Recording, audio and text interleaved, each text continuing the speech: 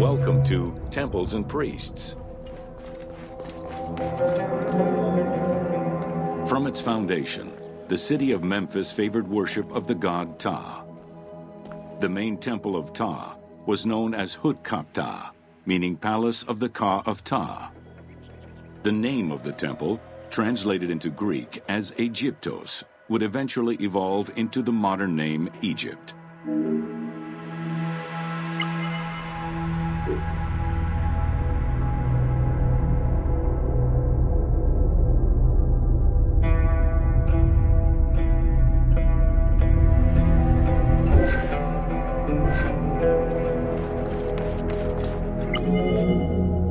Temples were the center of religious, political, and economic life in ancient Egypt.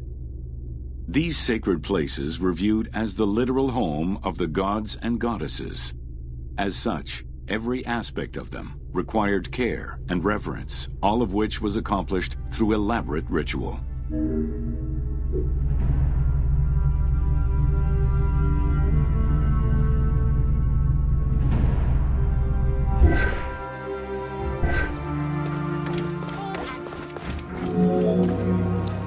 Located in the center of Memphis, the Temple of Ptah was the most prominent and imposing building in the city.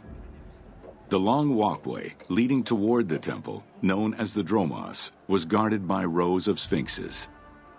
The entire sacred area was designed to keep the statue of the god protected, deep within the sacred enclosures that surrounded it.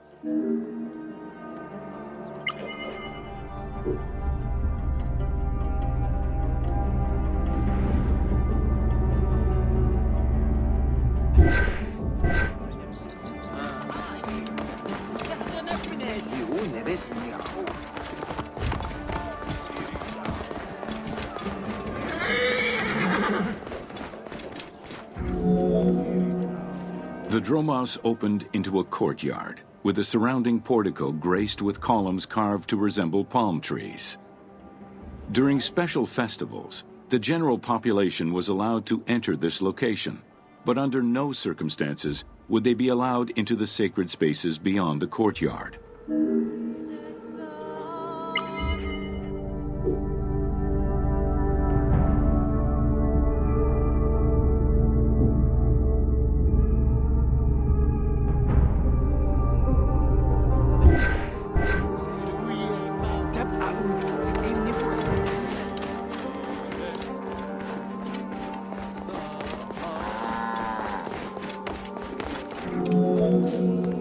The Memphis Alabaster Sphinx was discovered in 1912, almost completely buried in water and sand. 8 meters in height and weighing in at roughly 90 tons, it is still mounted on its original pedestal. Though it is called the Alabaster Sphinx, it was in fact carved from common calcite rock, which is similar in appearance and texture to alabaster.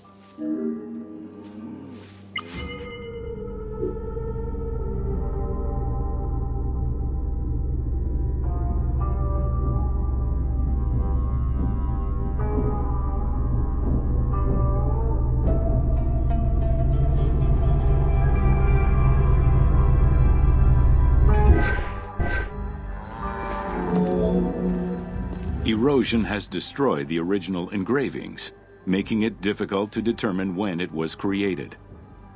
Egyptologists believe that its facial likeness resembles Amenhotep II, and so it could have been sculpted somewhere between 1700 and 1400 BCE. It is believed that this monument once stood outside of the Temple of Ptah and was integrated into subsequent extensions to the complex.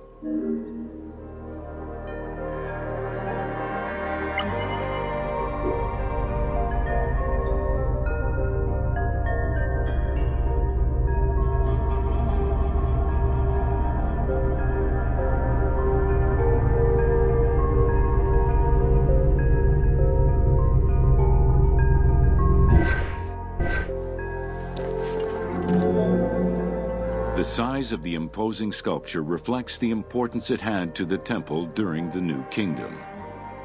This Sphinx is one of the few remaining artifacts from the ruins of Memphis to survive.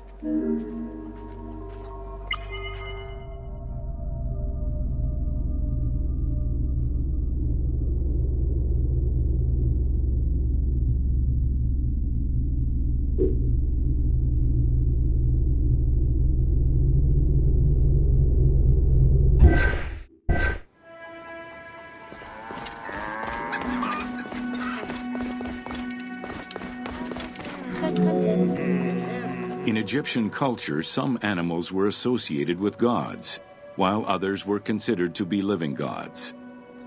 The Apis bull was believed to be a divine entity. The earliest mention of the Apis bull in ancient Egypt goes back as far as the first Egyptian dynasty.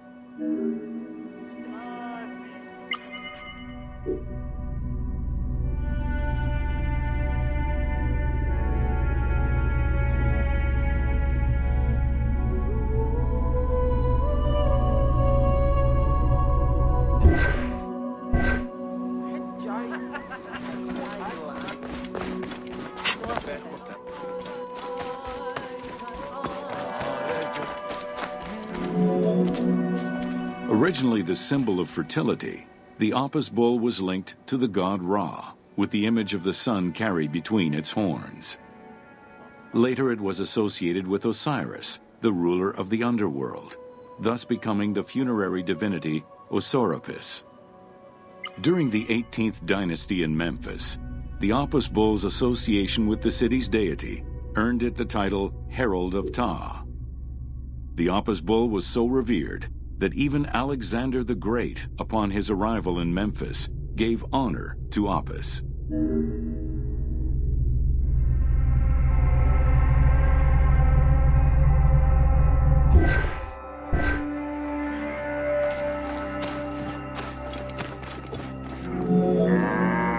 The Apis bull lived with its harem in a sacred barn located in an enclosure in the Temple of Ptah.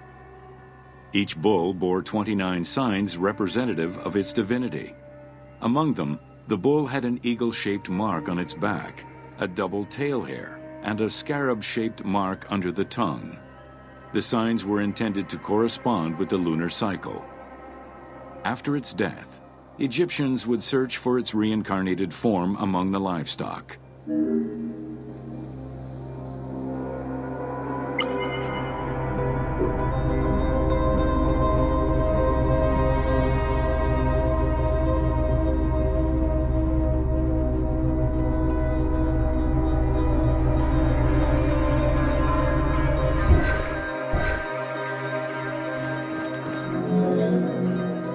Like other living divinities, the mortal incarnation of the Apis bull was prayed to, and when it died, it was given a luxurious funeral, which included mummification. Until the reign of Ramses II, the Apis bulls were buried in individual graves in Saqqara. During the 26th dynasty, the bodies of the bulls were buried in enormous stone vats in the underground corridors of the Serapeum of Memphis.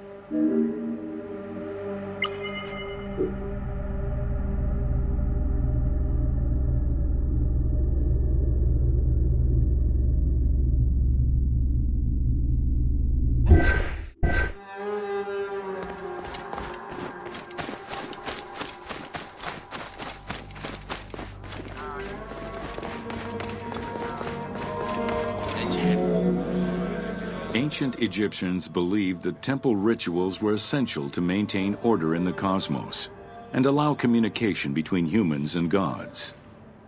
The pharaoh was required to bring offerings as part of a twofold promise made to the gods: to remain a just ruler and to prevent chaos from entering Egypt.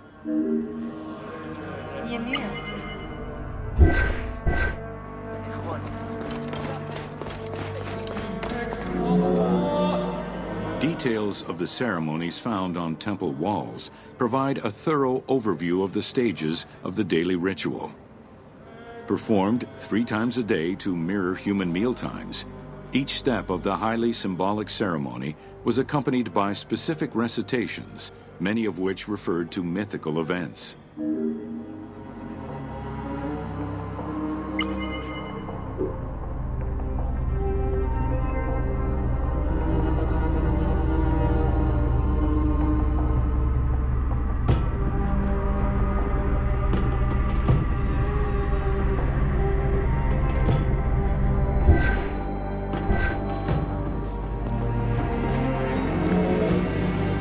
The high priest would first awaken the sleeping god with a chant.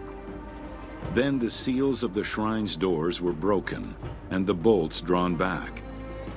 The act of swinging open the doors was a symbolic gesture where sight was granted to the deity. The priest would then bow and kiss the ground.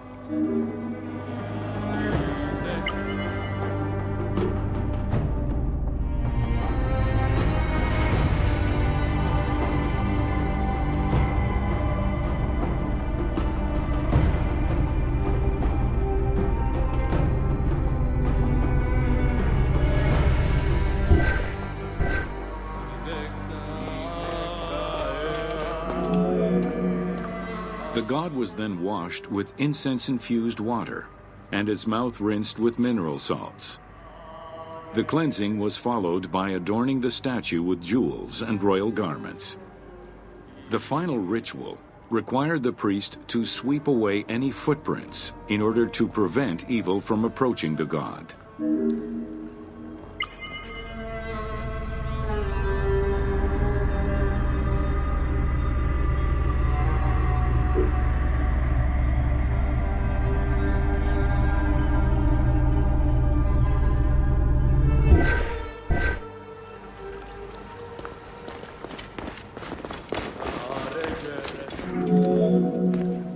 Heredity was the primary source of new recruits.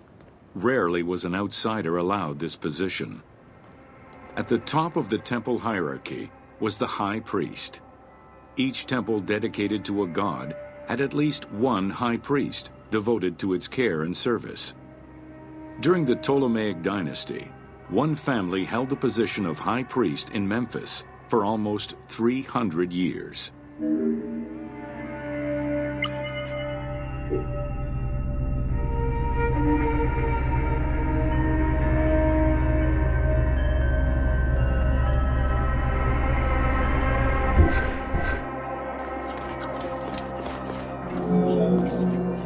High priest candidates made their way up the ranks of the temple hierarchy.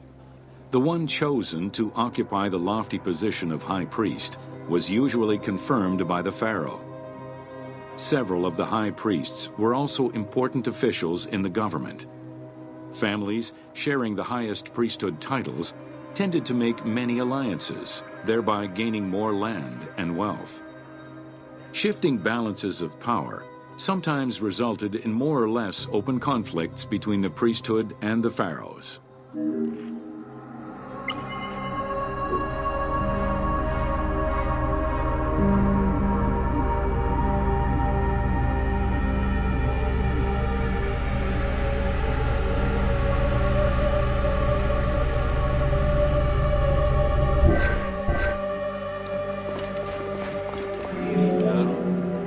In the 21st dynasty, Thebes became the capital of an almost entirely theocratic government. The city was headed by king priests who spoke and governed in the name of the god Amun, in open opposition to the ruling pharaohs. These king priests caused a massive decentralization of power, known as the Third Intermediate Period.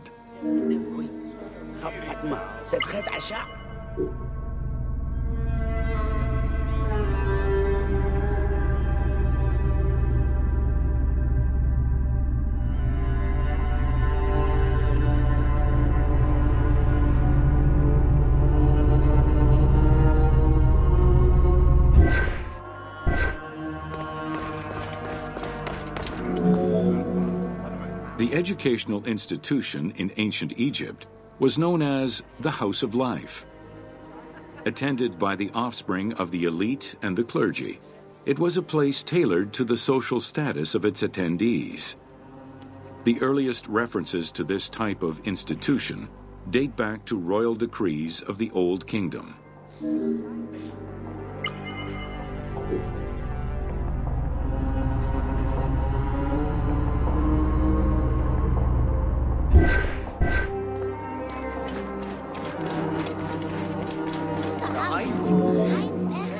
Only two known centers have been uncovered, one in the abandoned city of Akhetaten and one at the temple of Ramses II on the west bank of Thebes.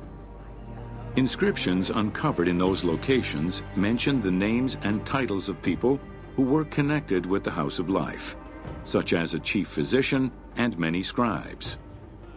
It is presumed that by the late kingdom, every temple had a house of life.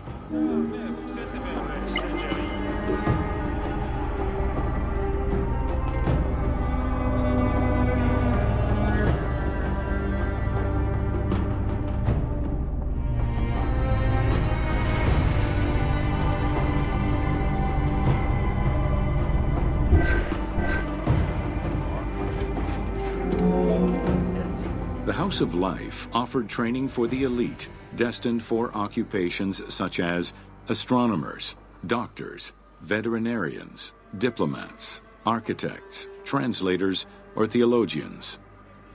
Some institutions focused on specific disciplines, making them a central hub for the country.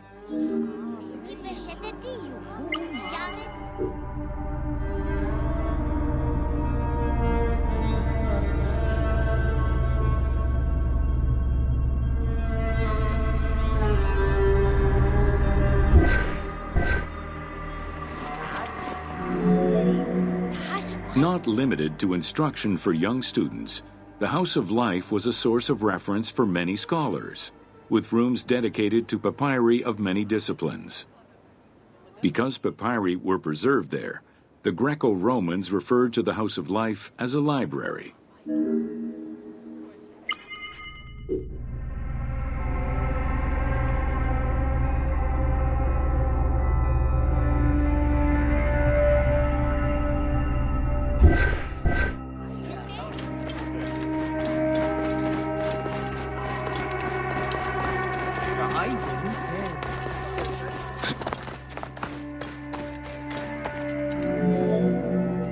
Ancient Egyptian economy was based on an unequal system of redistribution of goods. The state of Egypt collected the crops, and the temples distributed them throughout the provinces. Since the only people capable of counting and ensuring a fair redistribution were the educated scribes, this meant that the temples played a pivotal role in this process.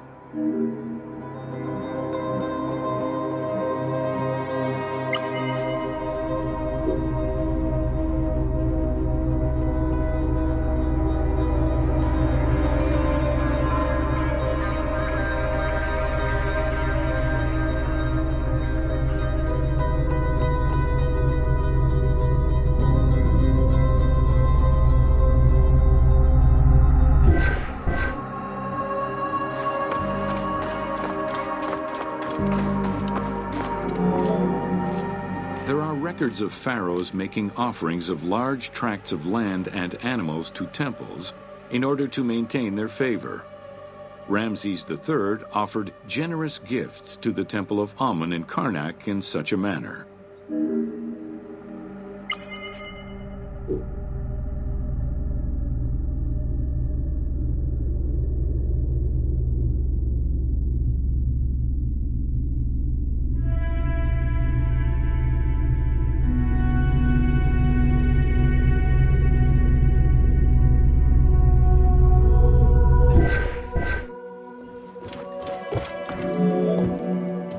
Palaces, warehouses, and granaries were built inside the temple compound to better control the redistribution of goods.